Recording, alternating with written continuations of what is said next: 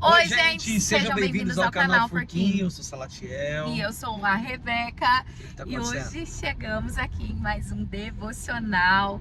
Hoje é meu aniversário! Isso aí.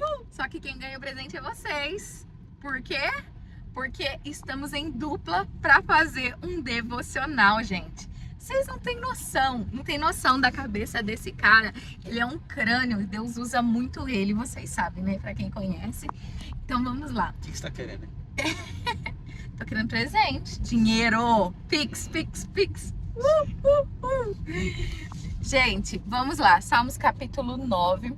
Hoje é o formato do devocional, é assim, ó, no carro. Por quê? Porque a gente não se esquece da palavra. E nós precisamos postar para vocês todos os dias.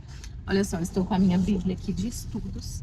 Tô com a minha caneta, tá? Ó, não me julguem. Vamos ler o capítulo 9 e o versículo 10. 9 e 10, né, amor? Que tá assim, ó. O Senhor é abrigo seguro para os oprimidos, uma fortaleza nos tempos de angústia. 10. Em ti confiam todos os que conhecem o teu nome, porque tu, Senhor, jamais abandonas aqueles que te buscam. Glória a Deus. Glória a Deus. Vamos orar já?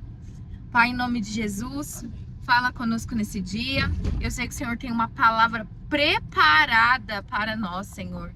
Senhor, usa o teu servo. Senhor, que a nossa boca hoje seja instrumento de edificação para todas essas mulheres e essas pessoas que estão do outro lado da tela, que precisam, Senhor, de uma palavra hoje. Essa pessoa que está oprimida, essa pessoa que está angustiada, triste, que o Senhor alivie, tire esse fardo dela hoje através desse devocional. Assim nós oramos em nome de Jesus.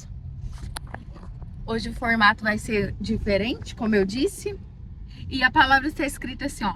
O Senhor é abrigo seguro para os oprimidos. Uau. O que é oprimido, amor? Uma pessoa sobrecarregada. Opressão pode parecer uma questão emocional, mas toda opressão, ela só deságua nas emoções, mas ela começa sendo primariamente espiritual. A opressão, ela pode chegar a este nível por causa da sobrecarga. Uma pessoa que está sobrecarregada com muitos pensamentos, muitas expectativas ou com muitas tarefas. Ou uma pessoa que está sob ameaça constante, uma pessoa que está sob ataques de sonhos noturnos constantemente, sonhos malignos, ou pessoas que são oprimidas por pessoas mesmo, por talvez um marido, uma esposa, um patrão, um colega, um vizinho, pessoas que drenam nossas energias com sobrecargas, com peso de muitas palavras, de muitas ofensas. Então, todas essas coisas acumuladas, elas acabam se tornando opressão. E elas primeiro são espiritual. Então, isso é espiritual antes de ser emocional. Ela se torna emocional porque já conseguiu essa permissão. Então, a opressão só é uma opressão depois de alcançar uma permissão. É possível que a gente consiga matar um ataque antes que ele se torne uma opressão. Mas Uau! algumas pessoas não conseguem fazer isso. E como se faz isso? Quando nós estamos na presença de Deus em oração constantemente, nós conseguimos matar ataques no espírito antes que eles desaguem na alma e perdem o controle. Então a pessoa só chega no estado de opressão quando ela está cansada. Então primeiro a pessoa fica cansada e depois fica opressa. Uau! É possível que nós nem sequer venhamos ficar cansados se nós soubermos resolver no espírito os ataques. Eu vi uma pastora falando assim: o problema de muita gente é que elas proferem que estão cansadas antes mesmo de estar cansadas. Perfeito. Então, muitas vezes eu digo, ai, eu tô cansada disso. Ei, você nem chegou no seu limite, você nem tá cansada de verdade. Mas o hábito de dizer que estar cansada faz você estar cansada mentalmente, emocionalmente, espiritualmente.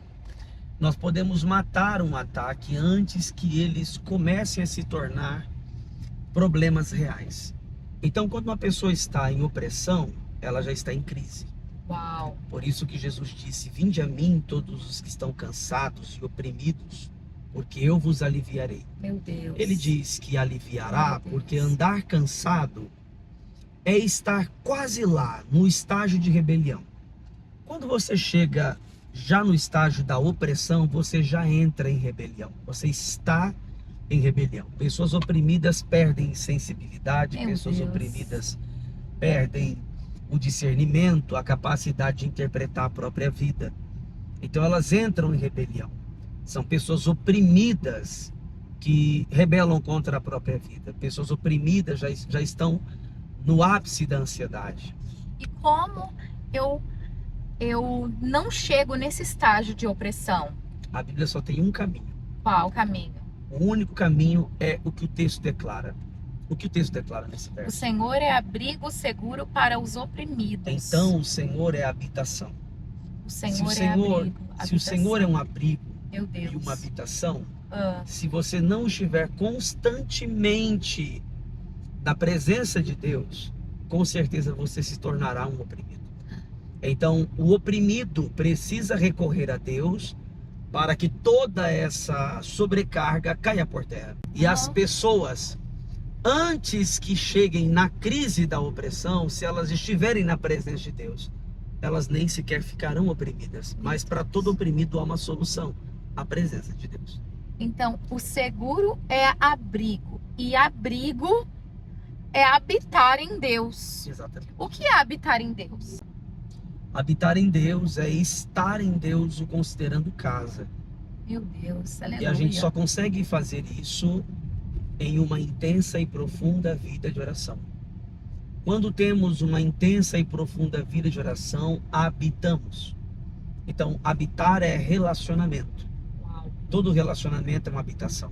glória a Deus. Pois as habitações vão nos dando hábitos. Por isso que habitação e hábitos são quase sinônimos. Então, quando eu habito em Deus, eu acabo sendo construído pelos seus hábitos. Os hábitos de Deus acabam se tornando os meus hábitos. A pergunta mais poderosa aqui: Deus é cansado? Deus se cansa? Não, Deus fica oprimido? não. E este se torna o hábito de todo filho de Deus que Meu habita em Deus, Deus. aleluia. Então, quando faço de Deus o meu refúgio, quando faço de Deus o meu porto seguro, no caso, a minha habitação, quando faço de Deus a minha habitação, eu começo a extrair dele os seus hábitos. E por isso que quem habita em Deus jamais ficará cansado. E, por sua vez, jamais terá por possibilidade a opressão. Oh, meu Deus, glória a Deus, glória a Deus. Que palavra poderosa. E vai dizer: o Senhor é abrigo seguro para os oprimidos, uma fortaleza nos tempos de angústia. Uau! Eu sei que você, Glória mulher, passa por muitos momentos, ainda mais a mulher, né, amor? Que a mulher é mais emocional, a mulher é mais sensível. Então, a mulher, ela tende a sensibilizar, ela tende a pegar primeiro o que acontece dentro da casa dela. É como se ela fosse o radar ali dentro da casa dela. Então, primeiro, a seta vai ser nela.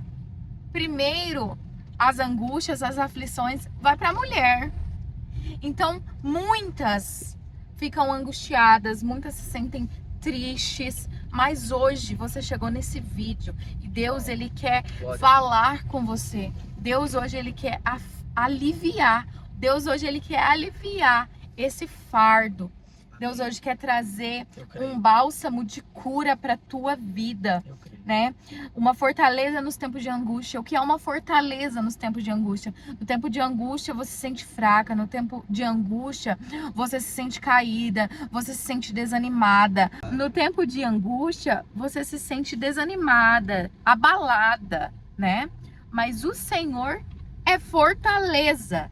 Então é quando você tá fraca, você está forte, se você está habitando no Senhor. Porque o Senhor é a fortaleza da tua vida. O que é a fortaleza, amor? A fortaleza na Escritura é o partilhar da vida de Deus. Então, quando eu me fundo a Deus, eu me torno uma só vida com Ele. Então, a vida de Deus em mim é fortaleza, porque Deus nunca se abala. Então, a nossa força é a própria vida de Deus. Quem habita em Deus se torna um só com aquilo que é próprio dele.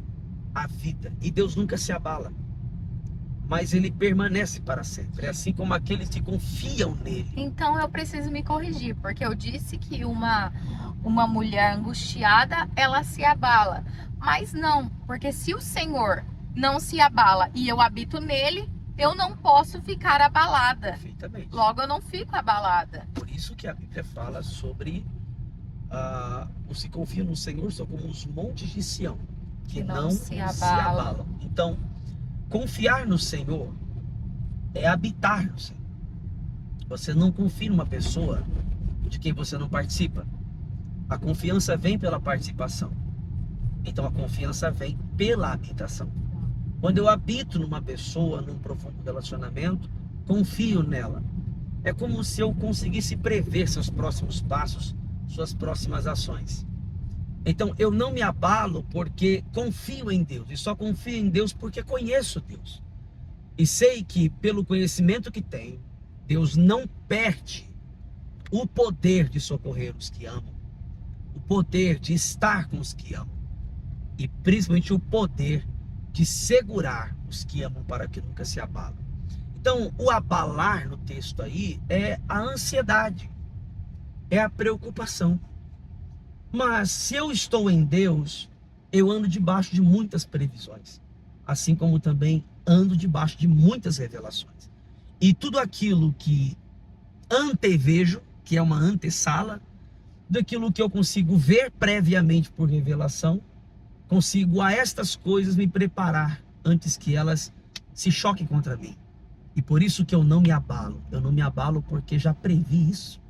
Então eu habito no Senhor e essa habitação me dá sabedoria. Meu Deus. A sabedoria me dá o discernimento para me antever.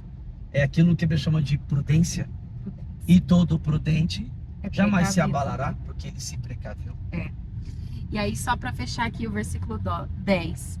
E aí só para fechar aqui o versículo 10. Em ti confiam todos os que conhecem o teu nome, porque tu, Senhor, jamais abandonas aquele que te busca. Uau! Agora você entendeu uma parte aí? Se eu confio em Deus, é porque eu conheço o nome dele. E esse é porque eu ponto. conheço o Senhor. Então, é porque eu tenho conheço relacionamento. E tem mais um ponto aí, vê mais um texto. Vê de novo o texto. Em ti confiam todos os que conhecem o teu nome, porque tu, Senhor, jamais abandonas aqueles que te buscam. Em ti confiam todos aqueles que conhecem o teu nome. Como assim? O que o texto está querendo dizer? O que o texto está dizendo é que Deus preza pela reputação do seu nome. Uau! E jamais permitirá que o seu nome seja difamado. Uma vez que o Filho de Deus carrega o nome de Deus, se o Filho de Deus for destruído, o nome de Deus também é manchado. Então eu confio no Senhor porque conheço o seu nome. Em outras palavras, conheço o poder de Deus para com o seu próprio nome. E ele vela pelo seu nome, ele zela pelo seu nome, mas eu tenho o seu nome. É por isso que eu conheço. É como marido e mulher. A Rebeca não se chamava Rebeca Furquim, Rebeca Vicentim Pinheiro, mas ela agora está comigo e eu sou o cabeça dela. E como cabeça dela, ela tem o Furquim. O Furquim entra em seu nome. Por que o homem tem que proteger a mulher? Por quê? Porque agora a mulher é um com ele. E ele sendo cabeça, ela é o corpo.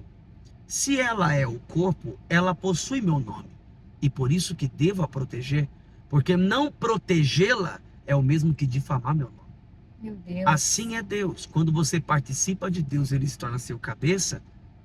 Pelo relacionamento, o conheço. E sei que ele vela pelo seu nome. E como eu tenho o seu nome, ele vai cuidar de mim assim como cuida do seu próprio nome. Glória a Deus. Então, eu tenho o nome de Deus porque conheço ele? Se você o conhece, você tem o nome de Deus, porque conhecimento na Bíblia é relacionamento. Meu Deus! A palavra yada no Velho Testamento, a palavra hebraica representa relação, relacionamento. Então, se eu tenho uma relação com ele, seu nome pertence a mim.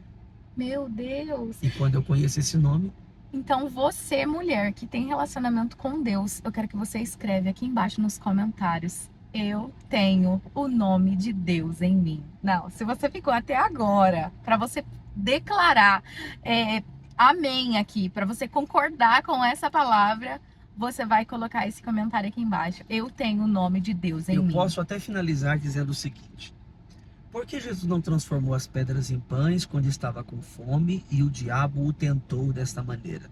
Se tu és o filho, se tu és um participante do poder de Deus, por que não usa o poder de Deus para transformar a pedra em pão e saciar-se? Por que ele não transformou? Por que ele não transformou, amor? Porque ele tinha o nome do Pai.